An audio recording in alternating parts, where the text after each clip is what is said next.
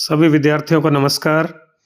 और जैसा कि आप लोगों की डिमांड थी कि सर समायोजन की रक्षा युक्तियां लेकर आइए, तो आज का वीडियो जो है वो समायोजन की रक्षा युक्तियों पर बनाया है।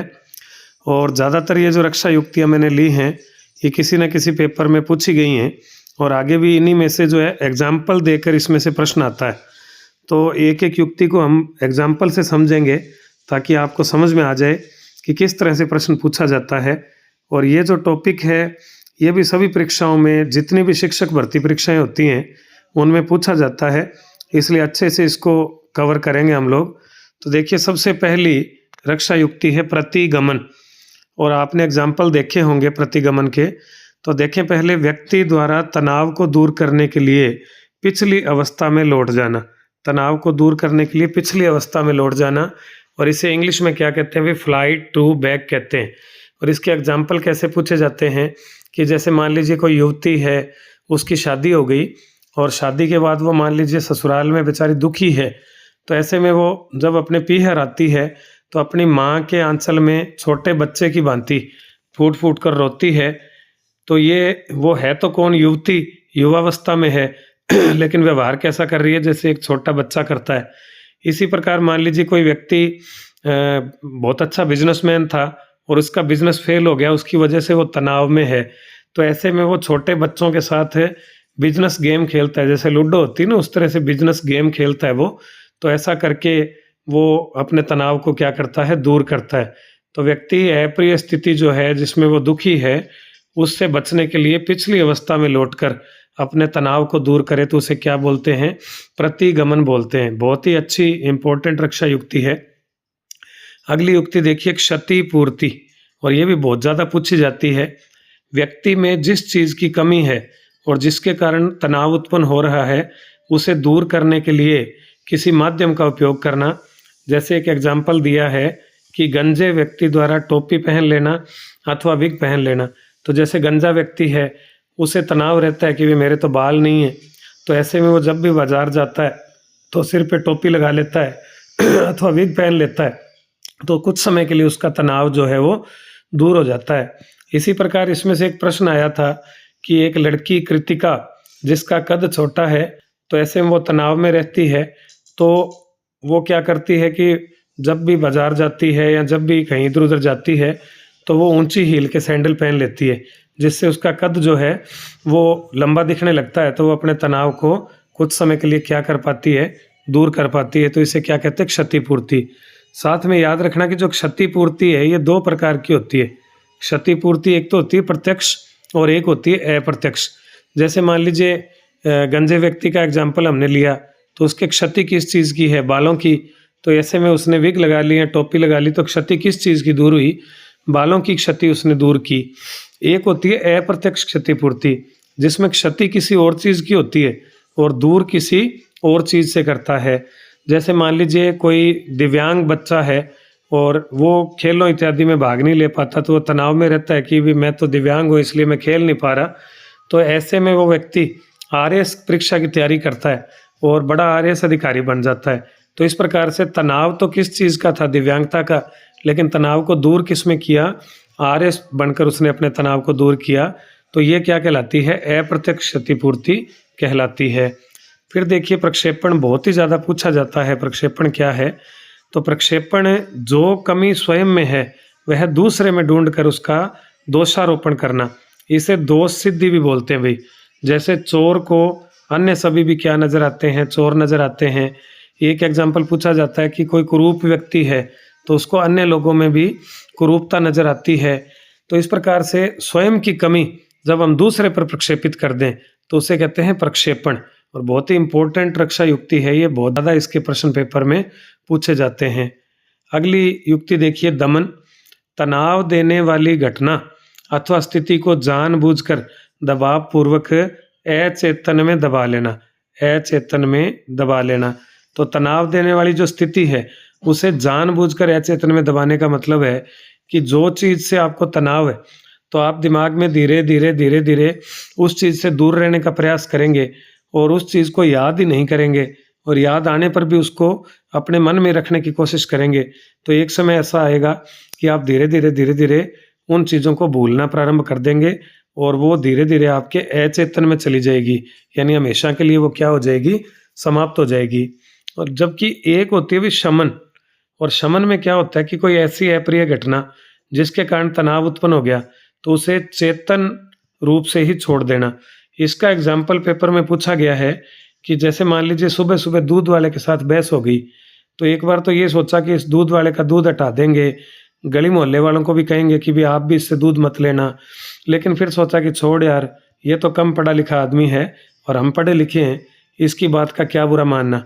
तो ऐसे में हमने अचेतन रूप से ही उसे सोच समझ कर उस घटना को वहीं का वहीं छोड़ दिया, तो क्या कहलाता है, इसे कहते हैं भाई शमन। तो दमन और शमन दोनों ही युक्तियां पेपर में पूछी जाती हैं।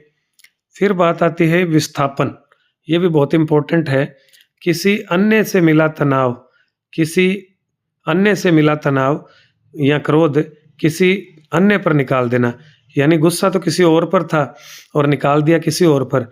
जैसे ऑफिस में बॉस से डांट पड़ी तो घर जाकर पत्नी पर गुस्सा उतार देना। और भी एग्जाम्पल याद कर लीजिए, जैसे मान लीजिए छोटे बच्चे को माता पिता ने डांटा, तो ऐसे में माता पिता पर तो उसका बस चला नहीं, तो उसने लॉन में जाके पौधे उखाड़ दिए, या उसने गली में जाके कोई कुत्ते के पिल्ले की पूंछ मरोड़ दी। तो इस प्रकार से उसने अपना तनाव जो था मिला किसी और से था और निकाल किसी और पर दिया। जैसे कभी कभी गुरुजी गुस्से में डांटते ना, तो हम क्या कहते हैं कि शायद आज मैडम से घर पे झगड़ा हुआ होगा। तो इस प्रकार से किसी और का गुस्सा किसी और पे निकाल दें तो उसे क्या बोलते हैं, विस्थापन बोलते भी। फिर है तादात्मीकरण, ये भी इम्पोर्टेंट है। किसी असफल व्यक्ति द्वारा किसी सफल व्यक्ति के पद चिन्ह पर चलना। जैसे मान लीजिए कोई गली का लड़का है कोई, और वो क्रिकेट खेलता है, लेकिन क्रिकेट में वो असफल रहता है, तो ऐसे में उसने धोनी का अनुकरण करना शुरू कर दिया कि जितने नंबर की जर्सी धोनी पहनता है वो पहनने लग गया। जिस कंपनी का बैट धोनी यूज़ करता है वो बैट वो बच्चा यूज़ करने लगा। जिस तरह के शॉट धोनी लगाता है वैसे लगाने की अनुकरण या नकल करने लगा। तो इस प्रकार धीरे धीरे धीरे धीरे वो बच्चा जो है वो हो सकता है सफल होने लगे, और वो धोनी की तरह ही एक अच्छा खिलाड़ी बनने की दिशा में अग्रसर हो जाए, तो उसे क्या बोलते हैं, तादात्मीकरण बोलते हैं। फिर देखिए अगली रक्षा युक्ति औचित्य स्थापन, बहुत ज़्यादा इम्पोर्टेंट है और बहुत ही इसमें से प्रश्न पूछे जाते हैं। इसको बोलते हैं वे अंगूर खट्टे और नींबू मीठे। आप सबको पता है अंगूर तो मीठे होते हैं, लेकिन अंगूरों को क्या बोला, खट्टे, और नींबू जो हैं वो तो खट्टे होते हैं, उसे क्या बोला, मीठे। अर्थात अपनी बात को औचित्यपूर्ण ढंग से रखकर तनाव को दूर करना। एग्जाम्पल बहुत सारे हैं इसमें।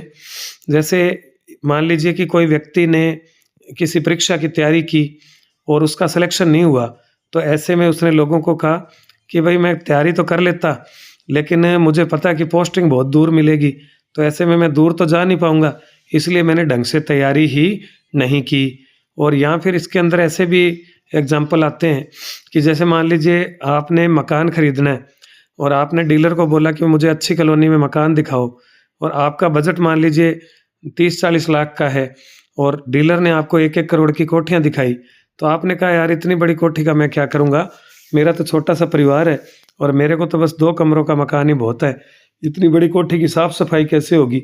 तो इस प्रकार से अपनी बात का ऐसा बहाना प्रस्तुत करना जिससे आपकी बात भी रह जाए और साथ में तनाव भी नहीं हो, तो उसे कहते हैं अंगूर खट्टे और नींबू मीठे। इसके अलावा एक होता है भाई खंडन, और खंडन में क्या होता है कि जो बात तनाव देती है उसे स्वीकार ही नहीं करना, यानी उसका क्या कर देना, खंडन कर देना। जैसे मान लीजिए कोई व्यक्ति शराब पीता है और उसे शराब पीते हुए किसी ने देख लिया और उसने उस व्यक्ति के माता पिता को बताया कि आपका लड़का तो फलां जगह पर है, शराब पीता हुआ देखा मैंने। लेकिन माता पिता को पता तो है कि हमारा लड़का शराब पीता है, लेकिन वो तनाव से बचना चाहते हैं, तो वो बार बार ये कहते हैं कि नहीं नहीं वो कोल्ड ड्रिंक पी रहा होगा, या वो तो वैसे ही दोस्तों के साथ बैठा होगा, उनका साथ दे रहा होगा, हमारा बेटा तो शराब कभी नहीं पीता। तो वो बार बार उस चीज़ का क्या कर रहे हैं, खंडन कर रहे हैं। तो खंडन करने से भी तनाव जो है वो एकदम से सिर पर नहीं आता। और एक युक्ति है भी रेचकता, और रेचकता को कैथारसिस भी बोलते हैं। मन में दबी हुई किसी इच्छा का समाज द्वारा पूर्ति करने का कोई अवसर दे देना। जैसे मान लीजिए आपके कोई रिश्तेदारी में मान लीजिए कोई भाभी है और वो बहुत सुंदर है और आप उन्हें देखना चाहते हो, लेकिन अपने समाज में जैसे पर्दा प्रथा है, आप नहीं देख सकते, तो आपके मन में थोड़ा-थोड़ा तनाव रहता है कि काश मैं उन्हें देख पाता। तो ऐसे में जिस दिन होली होती है, उस दिन रंग लगाने के बहाने आपने उन्हें रंग भी लगा दिया और साथ में उनका चेहरा भी देख लिया। तो इस प्रकार से दबी हुई इच्छा को समाज द्वारा कभी-कभी पूर्ति का अवसर मिल जाए, तो उसे क्या बोलते हैं? रेचकता। इसके अलावा जैसे एक युक्ति और आप याद कर लीजिए, जिसे कहते हैं शोधन। एक युक्ति होती है शोधन की युक्ति। इसके अंतर्गत क्या होता है कि जैसे मान लीजिए कोई व्यक्ति के अंदर कोई ऐसी कमी है, जिसके कारण समाज में उसकी रिस्पेक्ट नहीं है और वो व्यक्ति जो है वो अपनी कमी को धीरे-धीरे दूर कर लेता है और अच्छे कामों में अपने आप को लगा लेता है, तो उसे शोधन कहते हैं। इसका एग्ज़ाम्पल आता है शोधन का कि जैसे आप जानते हो वाल्मीकि जी के बारे में कहा जाता है कि वो डाकू थे और एक बार उनको बहुत सारे साधु मिले, तो उन्होंने कहा कि भई आप ऐसा बुरा काम क्यों करते हो? तो उन्होंने कहा अपने परिवार के लिए, धन कमाने के लिए। तो जो साधु थे उन्होंने उन्हें समझाया कि भई परिवार आपके बुरे काम में आपका साथ नहीं देगा। तो ऐसे में वाल्मीकि जी को समझ में आ गई और उन्होंने डाकू का पेशा छोड़कर और धर्म कर्म करना शुरू कर दिया, भगवान का नाम लेना शुरू कर दिया। तो इस प्रकार से अपने जो बुरे संवेग थे, उनको धीरे-धीरे छोड़कर और अच्छे संवेगों की तरफ बढ़ गए, तो उसे क्या बोलते हैं भई? शोधन बोलते हैं, शोधन।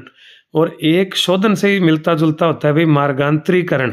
मार्गांतरीकरण अर्थात अपने संवेगों को तो वही रखना, लेकिन अपने संवेगों की दिशा बदल देना। जैसे उदाहरण के लिए मान लीजिए कोई बच्चा है जो सारा दिन झगड़ा करता है, तो उसके कारण उसकी क्या है कि समाज में इज़्ज़त नहीं है, घर में इज़्ज़त नहीं है। तो ऐसे में वो बड़ा होकर जो है वो मुक्केबाज़ बन गया या पुलिस वाला बन गया या फौजी बन गया। तो ऐसे में उसको झगड़ा करने के, दूसरों को पीटने के अवसर तो खूब मिल रहे हैं, लेकिन अब उसको कोई बुरा नहीं कहता क्योंकि उसने ऐसा पेशा अपना लिया जिसमें उसका झगड़ा करने का जो काम है वो भी ख़त्म नहीं हुआ, लेकिन उसको समाज द्वारा स्वीकृति मिल गई क्योंकि वो पुलिस वाला है और पीटना उसका काम है। तो इस प्रकार से ये बहुत सारी रक्षा युक्तियाँ हैं जो पेपर में पूछी जाती हैं। तो एक-एक रक्षा युक्ति को 2-2 3-3 बार यदि आप सुनोगे तो आपके समझ में आ जाएँगी। और मैं फिर से कह रहा हूँ कि एग्ज़ाम्पल आप जितने ज़्यादा याद करोगे, उतना ही आपको ये रक्षा युक्तियाँ अच्छे से याद हो जाएँगी। पेपर में एग्ज़ाम्पल पूछे जाते हैं, तो एक बार आप इसे सुनें, पढ़ें और अच्छा लगे तो वीडियो को लाइक करें, शेयर करें और जिन्होंने सब्सक्राइब नहीं किया मेरे चैनल को, तो सब्सक्राइब करें और कमेंट बॉक्स में ये लिख कर बताएँ कि अगला वीडियो क्या लेकर आऊँ। तो अगला वीडियो लेकर हम फिर मिलेंगे। Thank you.